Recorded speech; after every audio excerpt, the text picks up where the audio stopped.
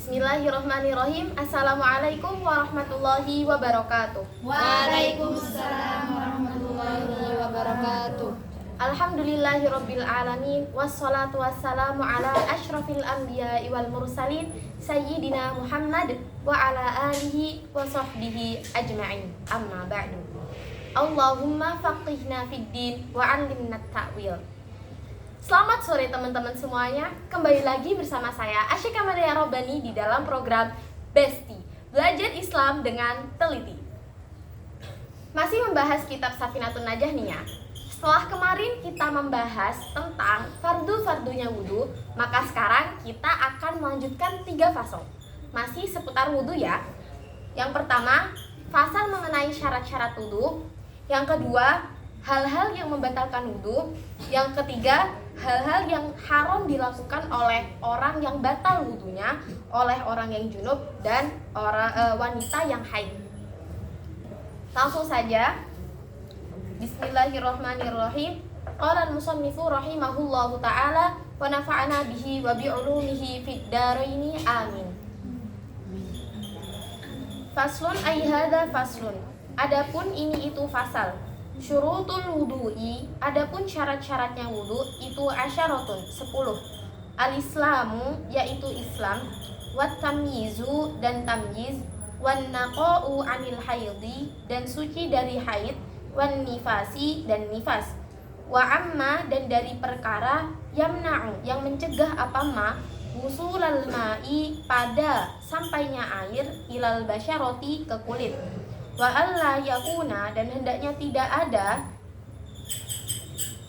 alal udwi atas bagian badan ma apa-apa yughayyiru yang dapat merubah apa ma al ma'a pada air, wal ilmu dan pengetahuan bi fardhiyatihi mengenai fardu-fardunya wudu, wa alla ya'taqida dan hendaknya tidak berniat syapaman fardhon pada fardu min furudihi dari fardu-fardunya wudu sunnatan pada niat sunnah, wal ma'u dan air at-tahuru yang suci, wa dukhulul waqti dan masuknya waktu, wal muwalatu dan terus menerus lidaimil hadati bagi orang yang selalu hadas.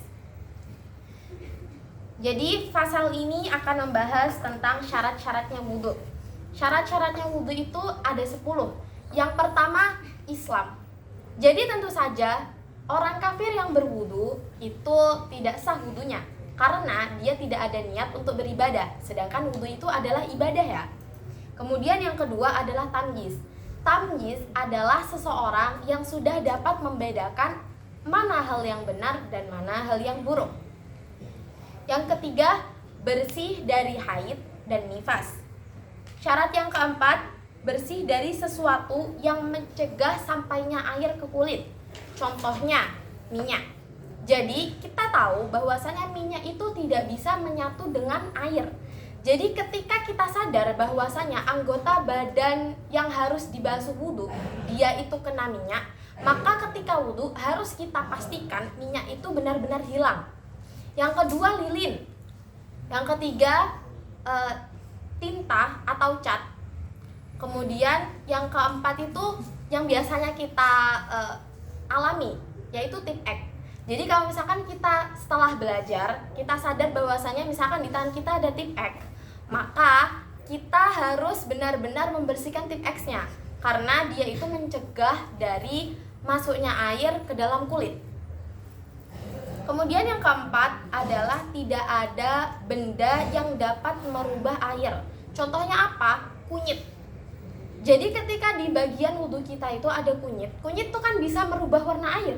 Nah, jadi nanti airnya itu tidak lagi suci mensucikan. Jadi nggak boleh ada kunyit. Dan yang kedua contohnya adalah seperti kayu cendana atau yang biasa kita sebut kayu kemenyan. Kenapa? Karena dia itu nanti bisa merubah baunya air. Karena baunya kayu cendana ini wangi. Yang keenam, harus mengetahui fardu-fardunya wudu. Kita review pelajaran sebelumnya. Fardu-fardunya wudu itu ada 6. Yang pertama niat, yang kedua membasuh wajah, yang ketiga membasuh tangan hingga siku, yang keempat mengusap kepala, yang kelima membasuh kedua kaki hingga kedua mata kaki, dan yang keenam adalah tertib. Lanjut, syarat yang ketujuh adalah tidak berniat bahwa semua bagian wudhu adalah fardu. Kenapa? Karena di dalam wudhu itu ada bagian-bagian yang fardu untuk dibasuh dan ada bagian-bagian yang sunnah. Contohnya seperti berkumur, istinsyak, atau mengusap kedua telinga. Ini kan sunnah. Jadi ketika kita itu mengusap kedua telinga atau beristinsyak atau berkumur, kita harus yakin bahwasanya itu sunnah, bukan fardu. Nah, hal ini berdasarkan ini qaulnya ulama dalam kitab Kasyifatus Sajjah. Man ishtaghala fil fiqhi zamanan fala budda fihi min tamyizi faraidhihi min sunanihi. Barang siapa yang pernah belajar fikih, maka ia harus dapat membedakan mana yang fardu dan mana yang sunnah. Nah, karena kita semua ini sedang belajar fikih, maka kita tentu saja harus bisa membedakan mana sih anggota wudhu yang fardu dan mana sih yang sunnah. Ini harus kita perhatikan ya. Kemudian yang kedelapan, harus menggunakan air yang suci. Yang kesembilan, harus masuk waktu sholat. Nah, ini dikhususkan buat orang yang selalu keluar hadas, seperti orang yang beser atau orang yang istihadah. Kemudian yang ke-10 adalah mualah atau terus-menerus bagi orang yang selalu keluar hadas. Kenapa?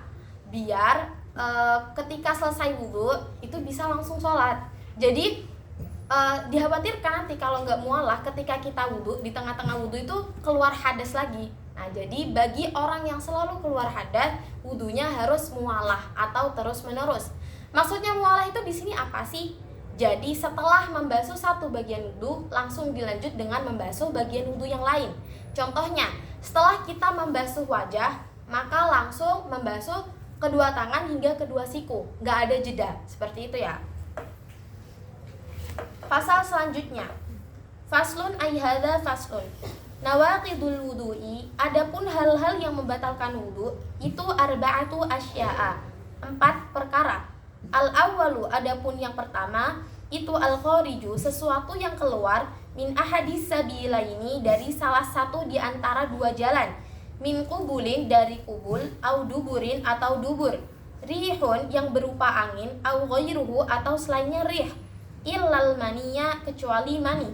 Atsani, adapun yang kedua itu zawalul aqli, hilangnya akal, binaumin, karena tidur, au ghairihi, atau selainnya tidur, illa nauma qa'idin, kecuali tidurnya orang yang duduk, mumakkinin, yang mungkin, maka adahu, pada tempat duduk nyaman, minal ardi, dari bumi.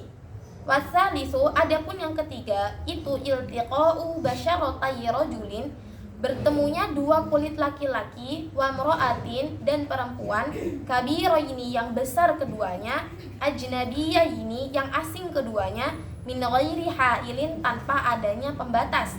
Ar-rabi'u, adapun yang keempat itu masuqu bulil adami, menyentuh kemaluannya anak Adam, au halqati duburihi, atau sekitar duburnya Adam, bi batnir rohati, dengan telapak tangan, au butunil asabi', atau tengah-tengahnya jari.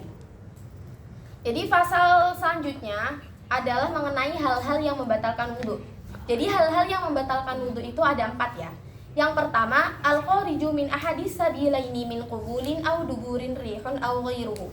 Sesuatu yang keluar dari dua jalan, kubul atau dubur, baik itu yang berupa angin maupun tidak. Contohnya BAK, BAB, seperti darah, kentut, atau lain-lain.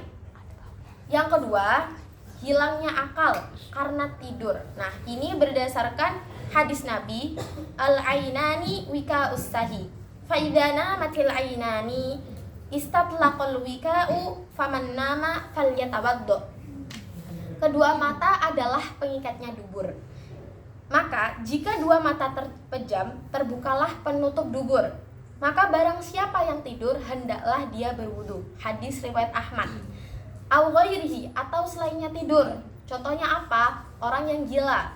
Kemudian orang yang ayan. Nah, ini semua wudunya batal ya. Walaupun gila atau ayannya itu sebentar. Oke. Yang ketiga adalah iltiqa'u basyaratai rajulin wa imra'atin kabiraini ajnabiyaini min ghairi ha'ilin. Bertemunya kulit lelaki dan perempuan yang sudah besar dan asing. Maksudnya gini, ketika kita selesai berwudu, kemudian bersentuh kulitnya kita itu dengan laki-laki yang bukan mahram, maka ini batal wudunya. Dan ini menurut mazhab Syafi'i ya. Kemudian yang keempat, sekaligus hal-hal membatalkan wudu yang terakhir adalah menyentuh kemaluannya anak Adam, baik itu anak kecil atau orang yang sudah dewasa, awhal qati duburihi atau sekitar duburnya, bibatnir rohati au butunil asobi, dengan telapak tangan. Nah, telapak tangan itu adalah ini ya. Jadi ketika kita katupkan atau tutupkan dua tangan kita gini, nah ini bagian yang tertutup itu namanya telapak tangan. Jadi misalkan ketika kita udah berwudu, habis itu adiknya kita itu pipis atau BAB. Nah, kemudian kita tuh yang cebokin dia. Nah, itu wudunya kita batal ya. Jadi harus diulang lagi wudunya, baru kemudian kita sholat atau membaca Quran. Seperti itu ya. Pasal selanjutnya. Faslun ay hadza faslun. Adapun ini itu fasal. Man, adapun barang siapa intaqada yang batal apa wudunya man, haruma maka haram alaihi atasnya man apa arba'atu asya'a, 4 beberapa perkara. As-sholatu yaitu sholat, wa tawafu dan tawaf, wa masul mushafi dan menyentuh mushaf, wa hamluhu dan membawanya mushaf.